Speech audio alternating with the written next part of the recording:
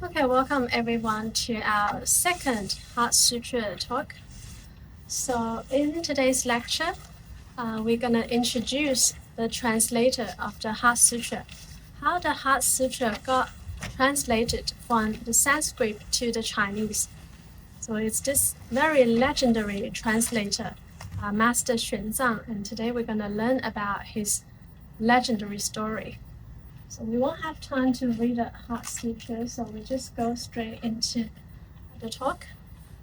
So Tripitaka Master Xuanzang of the Tang Dynasty. This sutra was translated by Tripitaka Master Xuanzang of the Tang Dynasty by imperial decree. I will talk about it. Why by imperial decree? It's actually the emperor requested him to translate it. Has anyone heard of Master Xuanzang? Raise your hand if you have heard of Master Xuanzang. Good. Tell me something about him if you know. Is Journey inspired for a novel written list? Yes. That's actually a horrible novel in a way, because I'm going to come to that. Oh, how come this? Okay. So maybe before we go into that, let's talk about Tripitaka Master, his title. Why is he a Tripitaka Master? Okay. Does anyone know what Tripitaka means? So Tripitaka is a Sanskrit word. It means literally 3 baskets. What are the 3 baskets? It's like the Buddhist canons, the Buddhist work. How do we have all these Buddhist scriptures, everything? It's from the Tripitaka. And the 3 baskets include Sutra Tripitaka. So sutras are the Buddhist teachings, right? The Buddhist scriptures. When the Buddha entered parinirvana doesn't mean the Buddha died. Right? Parinirvana means the Buddha temporarily disappeared in our world. The Buddha has 3 bodies. The Buddha's Dharma body is everywhere. The Buddha will not die. You're infinite, you cannot die. Our true nature is infinite. Parinirvana means the Buddha sort of in this human world, he hides himself a little bit. Okay, but after he entered parinirvana, all the disciples gathered together to record it down his teachings. So this is the Sutra Tripitaka. Vinaya basket means the monastic codes. The Buddhist disciples, they observe a lot of monastic codes, discipline, morality. Why do you think it's important to have precepts, morality, discipline in our life? True freedom comes from discipline. If you don't have certain discipline on yourself, but no matter what you do in your life, you cannot be successful, right? Even to handing your assignment, you need to be disciplined to make sure you finish on time. So the morality precepts are actually to protect us. Right? When it's red light, you shouldn't cross, or you might get hit by a car. So it's important to observe some precepts, discipline by the monks and lay Buddhists. So there are different set of precepts for lay Buddhists and for monks. For monks, there are many, many precepts. It's not easy. And also the third one is called Abhidhamma Pitaka. Abhidhamma Pitaka means the treatise, the commentaries written by like bodhisattvas or written by high monks and masters to interpret the Buddha's teachings. And sometimes the sutra text may be difficult to understand, to interpret. So then there are also other masters, they write commentaries to explain the sutras. Okay, any questions about Tripitaka? Okay, all good. So Tripitaka are basically Buddhist canons. And there are many versions of the Buddhist canons. In Mahayana, the commonly used one are the dragon Tripitaka. Why it's called dragon? It comes from the name of a Chinese emperor called Qianlong. Long means dragon in Chinese, because it's he said, let's translate all the sutras into the Chinese and compile them together. So in China, the dragon Tripitaka is commonly used, and also Taisho Tripitaka is also very famous in the world. It's about Mahayana Tripitaka. And the Theravada, usually they use the Pali canon. So Pali is the language, another Asian Indian language Why they use the Pali Canon? A lot of the scriptures, the earliest Buddhist teachings, they were translated from the Pali into whatever language that's available now. But whereas the Mahayana, the sutras are usually translated from the Sanskrit. Okay, and the Chinese Buddhist canon is the most well-kept Buddhist canon in the world. And also there is the Tibetan Buddhist canon, also very good, with lots of collections of the Buddhist teachings. Okay, any questions? Let's move on. So if you see, when we read the Buddhist scriptures, usually it tells you who translated this text from Sanskrit to Chinese. If you're reading the Chinese Tripitaka. If you see any master with the title Tripitaka Master, it means it's like he has a PhD degree in Buddhism. He knows all the 3 baskets. Nowadays we don't really have people with this kind of title. In the past, they really studied a lot for many, many years to know all the scriptures. The Tripitaka is vast. It's voluminous. Even you spend your entire life, you may not have the time to finish reading all of them. It's extremely vast. Yeah, so if you see a Tripitaka master, the title is like he knows all the 3 baskets. He's skillful in the Dharma. So Master Xuanzang is a Tripitaka master. Okay, this is the highest title for any Buddhist monks in the ancient time. Nowadays, we don't really have people like that. Okay, so you said his story inspired the movie Journey to the West. Anyone knows about this Journey to the West movie? Yeah? What about it? Axel, you don't know? No, it's about this Monkey King. Anyone heard of the Monkey King? Yes. Yeah, Wukong. You know about the story of Wukong? So basically, this novel, a little bit stupid because it completely ruined Master Xuanzang's original image. Basically, this novel, a really famous movie, it says this Monkey King, Wukong, he accompanied his master Xuanzang, but in reality, Xuanzang was not like that in the novel. Okay, in that novel, it depicted Master Xuanzang like really stupid. He had to rely on Wukong, the monkey, for everything. It was the Wukong and the Bajie, it's a pig. Monkey and a pig and another person accompanied this master with a white horse. They go all the way to India to collect sutras. Basically, it's a novel inspired by Master Xuanzang's story, but what the novel did was that it depicted Master Xuanzang like a useless man, but in reality, he went to India all by himself, with no monkey, no pig, no other person, no white horse, no nothing. He went completely on foot by himself. Okay, can you imagine that? At that time, there were no train, no bus, no taxi, no flight, no nothing, no mobile phone, no social media, nothing. So the author just completely ruined Master Xuanzang's image. And a lot of people, even nowadays in China, they don't know, Master Xuanzang was actually so great in the past. So a bit of bio of Master Xuanzang. He was born in nowadays Luoyang, the Asian capital in China, nowadays in Henan province. And when he was 12 years old, he wanted to be a monk. Why did he want to be a monk? Because he followed his elder brother. His elder brother was already a very good, eminent monk at that time. But at that time, it was extremely difficult to be a monk. You have to sit for a very difficult exam. You need to memorize lots of Buddhist scriptures. But he was only 12 years old. He could not do any of that. But one day, when there was this exam for the monk, he just wandered outside. He just walked, past the door, just tried to wondering to see if he could get in. But he couldn't get in, but he was just wanting to have this opportunity. And then the examiner came out. The examiner really did a great thing. He was very good at what's called face reading. So physiognomy, he's very good at face reading. And then when he saw this 12-year-old boy, he knew he was someone different. He just got this, I don't know how to call it, it's this indescribable energy or whatever that really caught the examiner's eye. And the examiner asked, "Why are you walking outside this examination hall?" And he said, Because I want to be a monk. And he said, oh, but you're only 12 years old. Why do you want to be a monk? And Master Xuanzang said something very famous. In the future, if you want to be a monk, you can use this answer, the standard answer.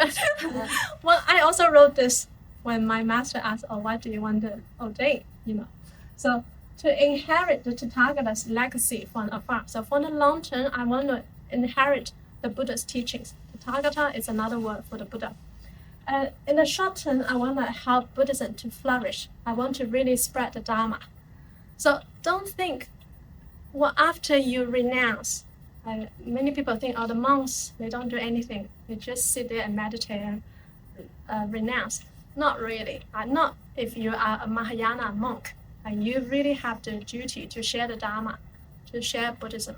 So this is Master Xuanzang's aspiration when he was 12 years old. He already knew his destiny, his calling.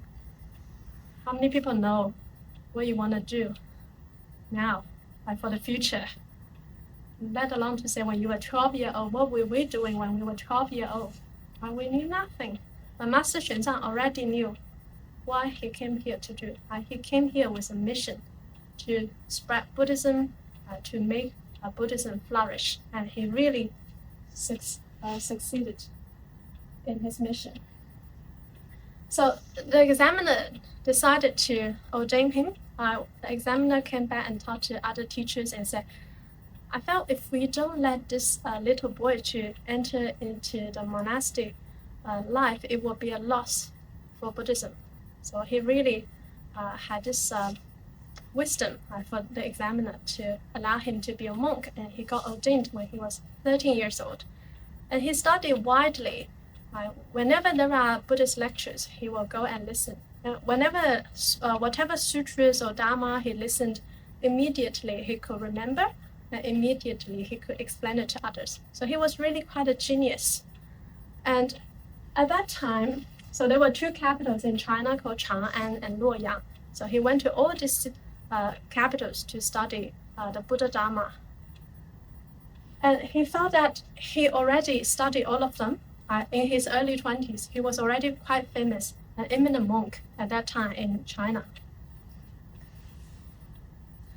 But he felt there was something missing during his study. He felt the sutras were not enough. He already studied all of them. He felt it. And there were some conflicting teachings. So he thought maybe they haven't got all the sutras from India. So he went to a place called Sichuan, Western China. And in that place, there was an old monk who was very sick. He had all these pus-filled sores on his body, just very sick. But he took care of the old monk for about 1 month. And after 1 month, the old monk was cured. And the old monk said, I don't have anything I could give you, but I got these sutras. And he said this sutra in Sanskrit. It's the Heart Sutra. He transmitted the teaching to him. That sutra was from India, but the monk knew it. And the monk recited in Sanskrit and transmitted the teachings to him and said, maybe one day you will go to India and you can use this sutra to help protect you.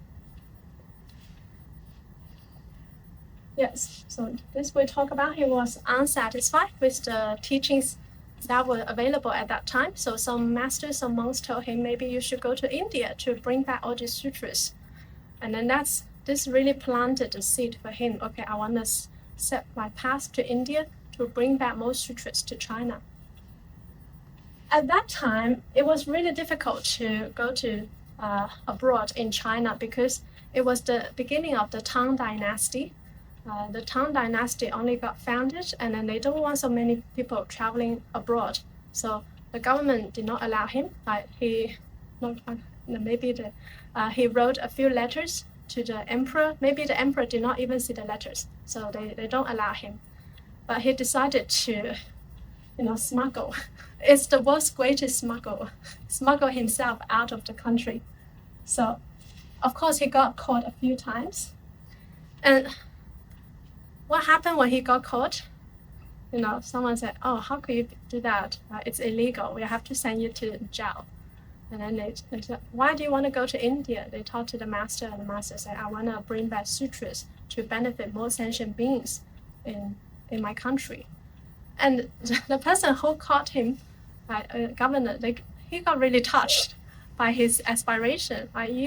You got nothing, like a monk, and you dare to walk for this far. How many people dare to, on your bare foot to walk to India from China?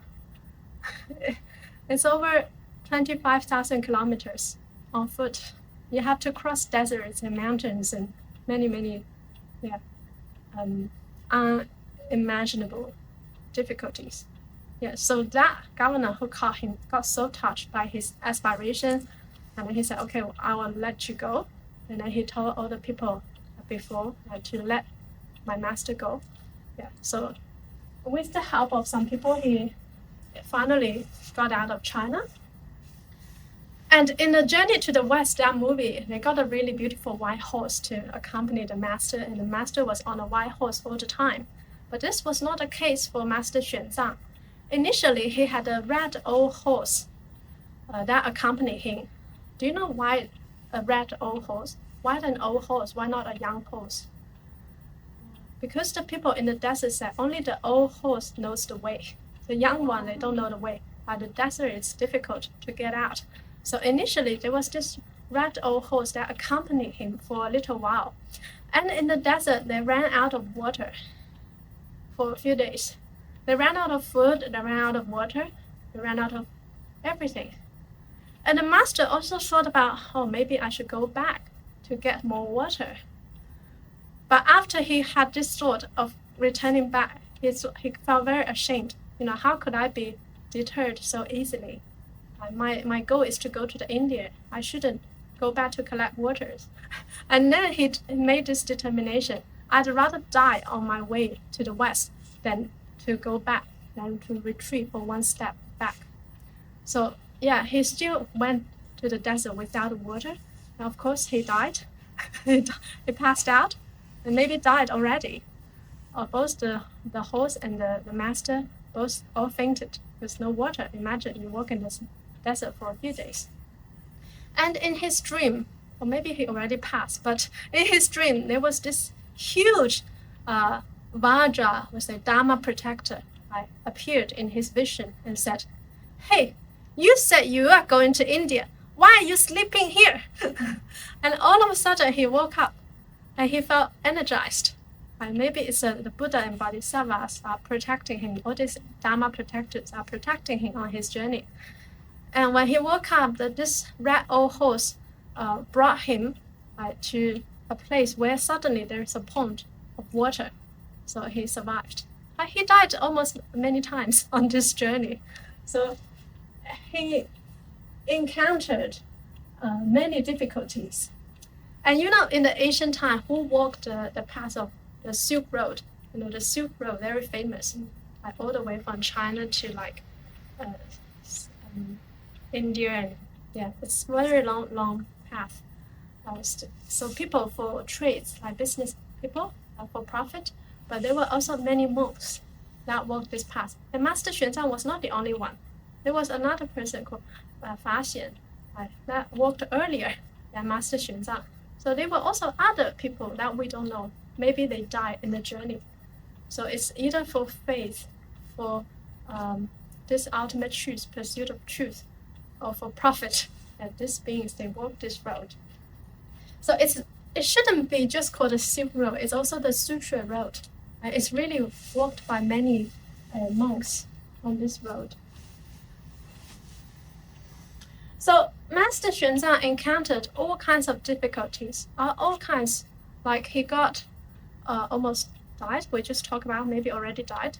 He got robbed many times, and he got threatened many times, and he got also there were some tribal people, or they want to sacrifice him to their ritual because he looked so good, like a monk. In the journey to the west, there were many stories like that. He got just so many unimaginable difficulties. There's a movie in the end. We'll talk about it. Maybe we'll even find time to watch the movie for this semester.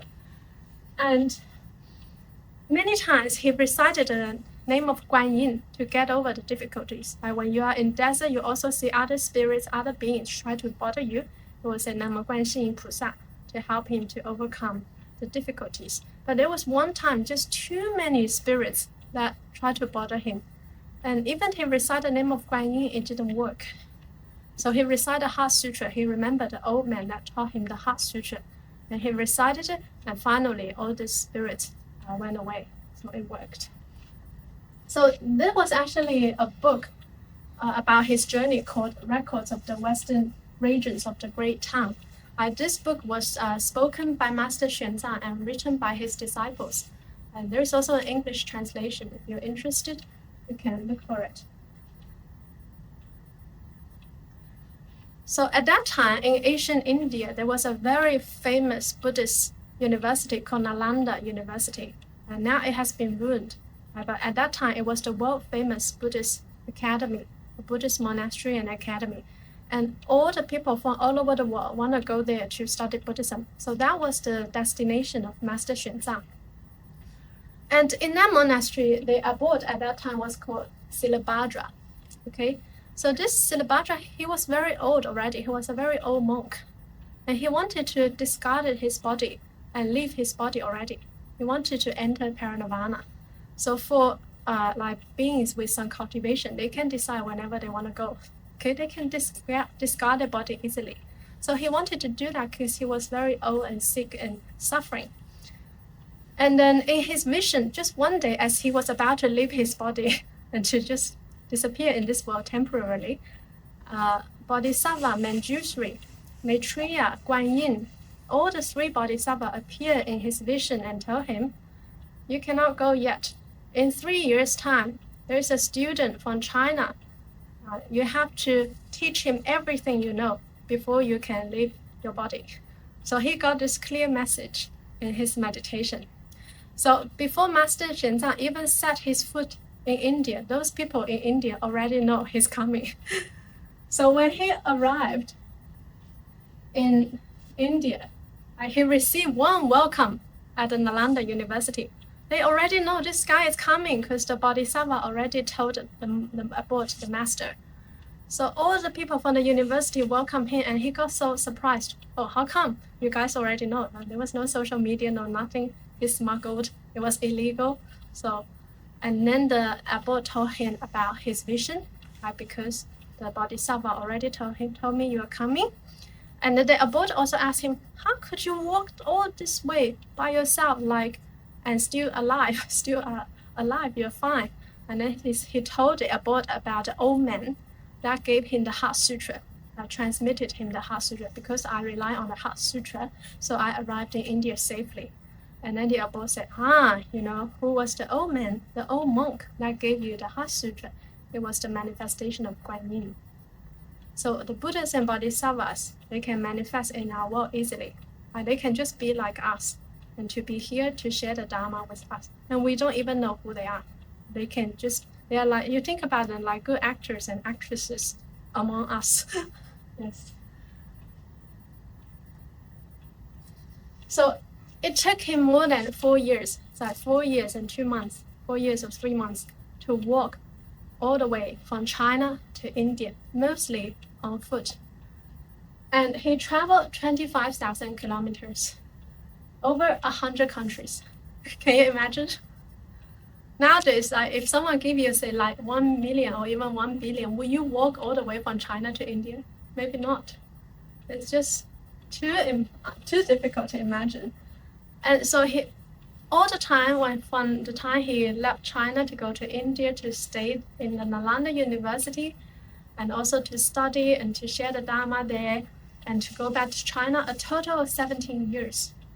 So he is the best student that studied abroad. He was the number one, not only in Nalanda University, in all over India. At that time, there was this debating competition, and all over India, and then he was number one. He was really the top student. So he was really a genius. He was fluent in Sanskrit and many other languages just on his way he was traveling. He arrived in some countries, and he stayed there, and he learned the language, and he left. So really incredible. We wish we had the brain of Master Xuanzang. And when he came back to China, it was really a welcoming, because even the emperor, Tang Taizong Li Shiming at that time knew about him. He wrote a letter to the emperor, and someone wrote a letter to the emperor and said there's this incredible person that went to India and he was at the top in everything. And the emperor was like, wow, this genius. Okay, of course we should welcome him back. And he brought over 600 Buddhist texts and relics and images.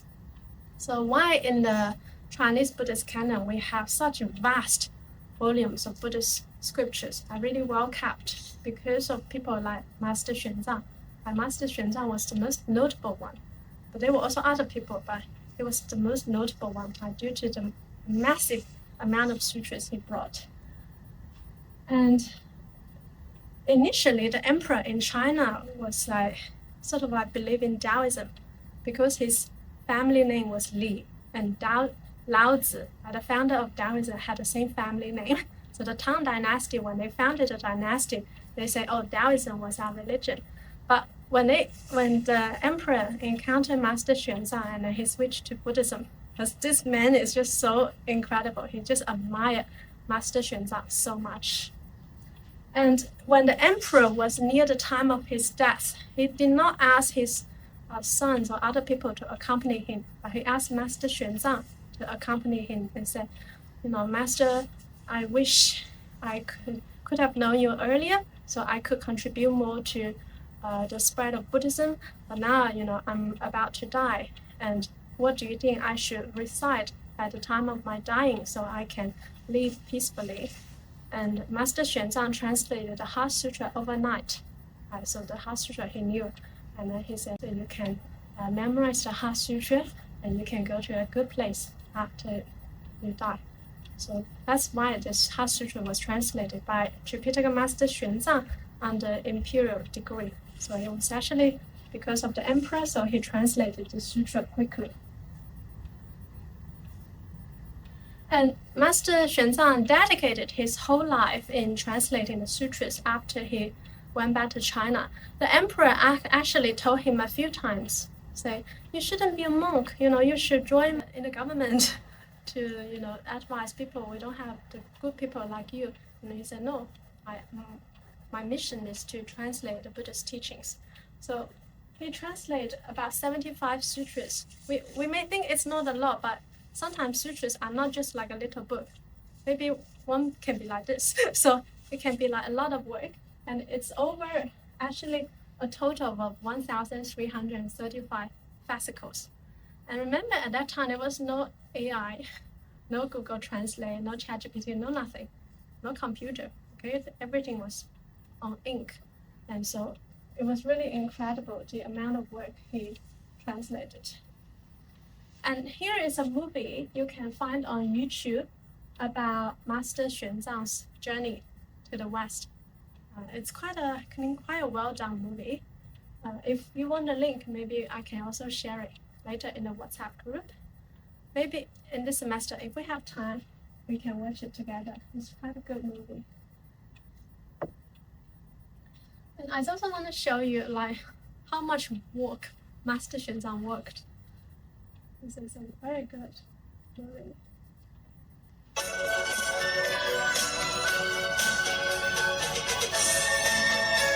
This is Master Xuanzang. This is about his bio life. His mother left when he was 10 years old. He joined the Sangha when he was 12. And he went all over China to study the Dharma.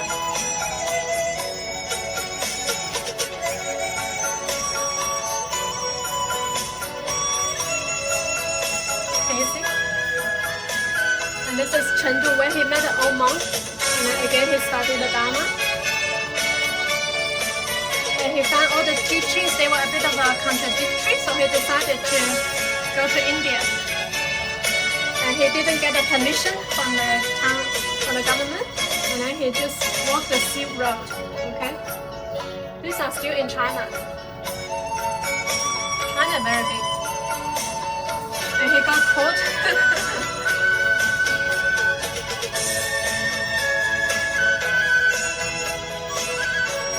the kilometers he worked. So this is a border of China. Again, he got caught. And then some people helped him out. In his desert, he got lost. He ran out of water and the food. And eventually the red horse took him to the pond. So he got water. And the emperor here wanted to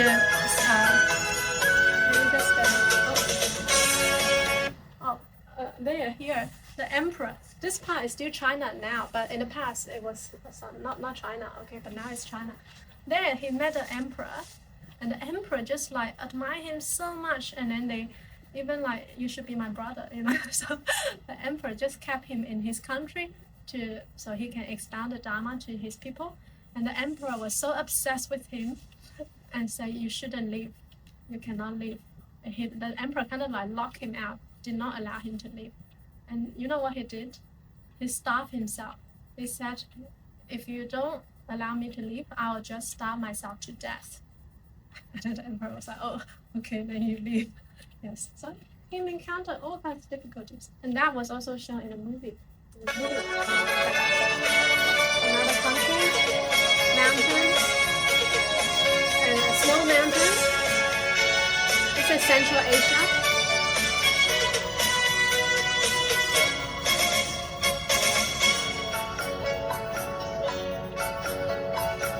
He also expounded Dharma and changed the emperor's face in that country. He did many things.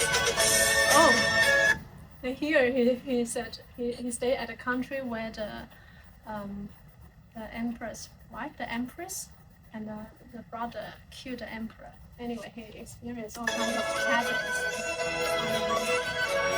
Here's Afghanistan.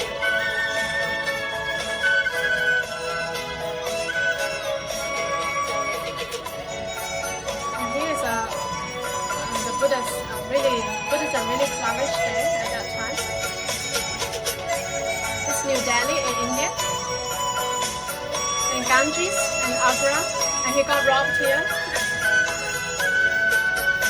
Varanasi. And Lumbini in Kathmandu in Nepal. I went last year too. And that time the Buddhism already not very good there. Nalanda, his destination finally arrived. And he received the highest welcome in India. And his name was spread all over India and China. Yeah, so it's total of these kilometers. So really incredible, right? We are talking about a true story here. And this is the book I talk about, a great Tang Dynasty record of the Western region. So if you're interested, you can, here's the link to the book. This sort of journey he's traveling. Okay, next section we will finally study the text of the Heart Sutra. Okay. Any questions? No? All good? All right. So thank you very much. Namaste for